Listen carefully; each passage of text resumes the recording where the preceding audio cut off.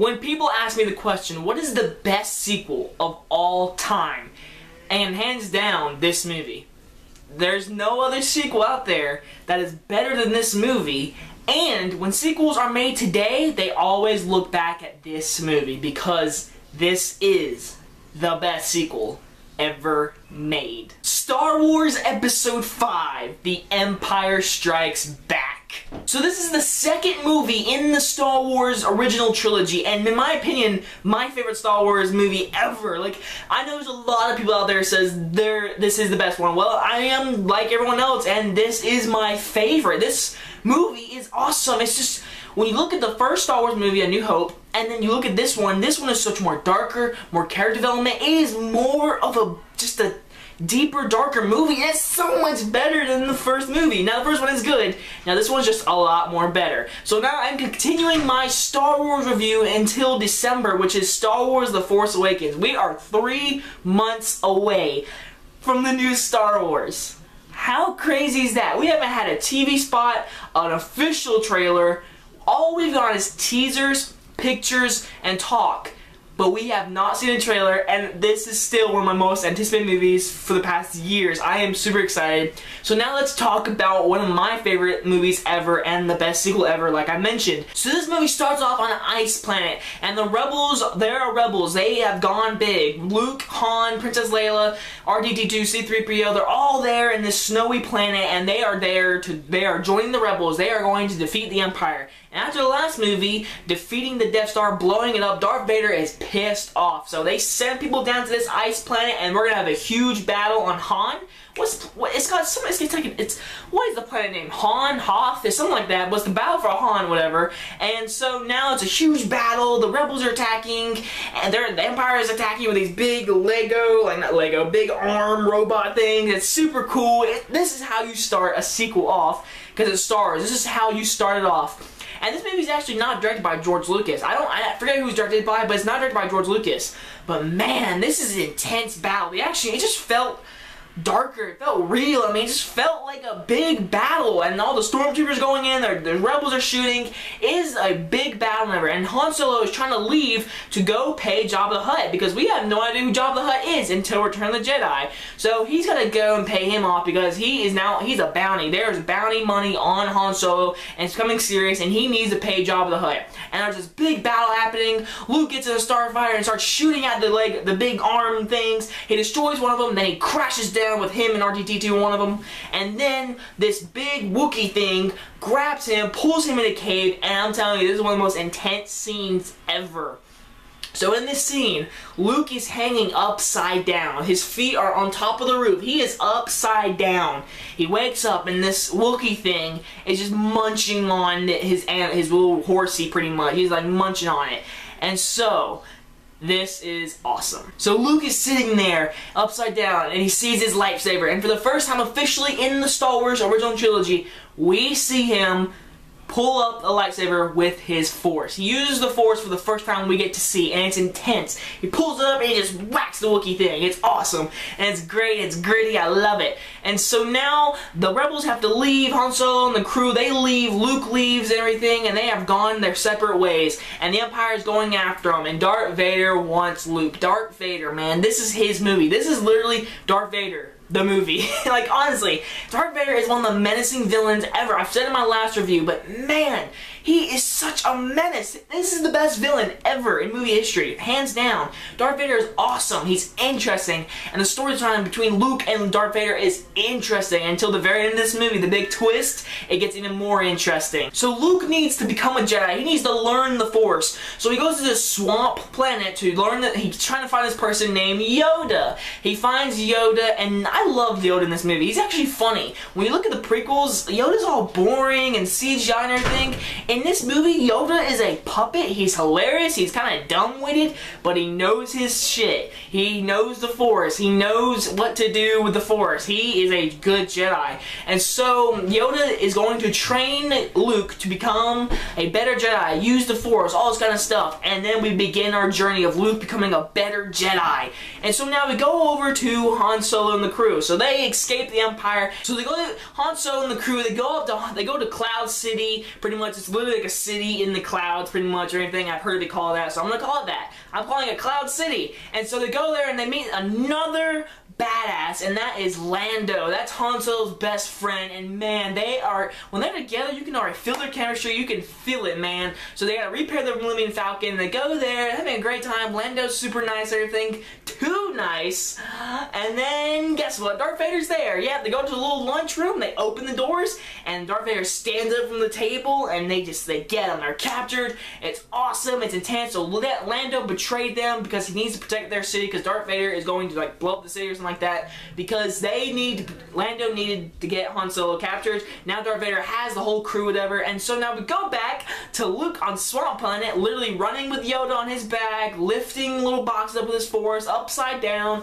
Him and RTT2 are there, and then Luke finds out, hey, my friends are captured, I gotta go save them, I gotta go save the day, and Yoda's like, you're not ready. You cannot go. And Luke's not listening to him, and he uses the Force to pull up his little ship from the swamp, and he's ready to go. And then Obi-Wan, Ghost Obi-Wan, he died in the last one, now he's a ghost, and he tells Luke, you need to stay, you need to study the Force, you need to practice, you need to train, do not go. Yoda trained me, and that is where I get confused. In the prequels, we learned that Liam Neeson was the apprentice for Obi-Wan. He's the person that's supposed to train him. That's what the prequels pissed me off about. Like, what was the point of Liam Neeson if in the original trilogy, Obi-Wan says, hey, Yoda trained me, so I'm gonna let Yoda train you now. And I just don't like that, and you know, the real answer is the prequels suck. That's just the real answer. And so Luke doesn't listen to Ghost Obi-Wan, doesn't listen to Yoda, so he gets RTT2 and he goes. He leaves. He's going to Cloud City. He's going to take on Darth Vader, and he's going to win the day and save everyone. He thinks. And so now we go back to Cloud City, and so now everyone's captured, whatever, and the plan is they're going to like make Han Solo pretty much a statue, whatever. And so the reason why is because we finally meet one of the best awesome characters ever in movie history, and that is Boba Fett. We meet him, and all he is a stormtrooper with a jetpack.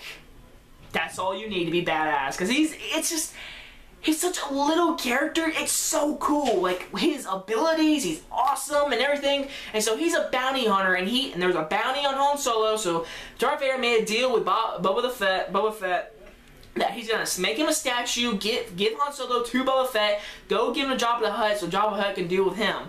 And so that's what happened. So Han Solo's gonna be statuized, and so I just love the scene where Princess Leia is like, I love you, and Han Solo says, I know. That's just badass. Like, he knows she loves him, not Luke.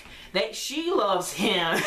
And so he gets statuized. Boba Fett takes him, and they leave. They're going to go Jabba the Hutt, and we don't see him till Return of the Jedi. So as a member in the old movies, watching this movie on the big screen back then, I bet everyone's thinking like, what's gonna happen to Han Solo? What's gonna happen to our awesome character? And that's what intensity is. That's what build-up is. I love it. And we don't see him for the rest of the movie, and that's a risky move, taking Han Solo out, and you know what? It works. You know why? Because we get one of the best lightsaber battles in the trilogy, and that is against Luke against Darth Vader. Now, I said this in my previous review of A New Hope. Now, I did say it. In every movie, there's always one battle in the trilogy. Like, in Episode 4, it's Obi-Wan against Darth Vader. That battle was awesome. It was great. In this movie, it's Luke against Darth Vader. And this, if you actually look at it, I'm pretty sure, I'm trying to remember this, this is Luke's first lightsaber battle. And he has the balls to fight Darth Vader. That's awesome. Like, that's awesome. Even though he's not trained, he is not ready, and it shows. So Luke battles Darth Vader or whatever, and it's awesome. It's intense. It is creepy. The music is great. It's eerie. And then Princess Leia, Chewbacca, and Lando helps them escape. They escape. They go to the Millennium Falcon, and they're gonna leave. So Luke is there. He's on Cloud City. They don't know he's there, and they have left. Lando, Chewbacca, Princess Leia, C-3PO, they are gone. They are leaving. And so Luke is there. He's battling Darth Vader. Darth Vader starts like his voice is like in some parts of the battle, whatever. And then one of the best scenes in movie history, hands down. So Luke is fighting Darth Vader, and Darth Vader cuts off Luke's hand. Slice. Right off. he sliced his hand is gone. Now Luke has one hand, he's on the edge of a cliff, he is going to die, and what he thinks he is, and then Darth Vader drops the bomb. This is one of the biggest twists in movie history. Spoiler alert, Darth Vader tells him, Luke, I am your father. The music drops, Luke is surprised, he's like, that's impossible! And Darth Vader is like, me and you can work together, we can overrule the Empire, we can rule the galaxy. And you know what Luke does? He just kills himself. Well, tries to. He just falls, he lets go, he falls, he's going to die, but he gets sucked up in this tube, and he lands on this little pole thing, and he's outside of the Cloud City, he's at the very bottom, hanging on, he's slipping, whatever, and then the Millennium Falcon zooms by, they get Luke, and they are gone. They have left. Darth Vader has told him he is his father, and it is shocking, it's surprising. Han Solo is a stone going to Jabba the Hutt. Luke has one hand, he has failed the test. If he would have listened to Yoda and Obi-Wan, he might have beat Darth Vader right then and there. But no, he left. He left, he didn't listen, he is not a true Jedi yet. He is just a guy with one hand who has lost the battle. And man, they go up there and they're like, we gotta get Han Solo back, we got to go get him. And then it ends with them just looking out the window, looking into the galaxy. Luke, Princess Leia, C-3PO, R2-D2, they're standing there and they look out the galaxy and just dong, over.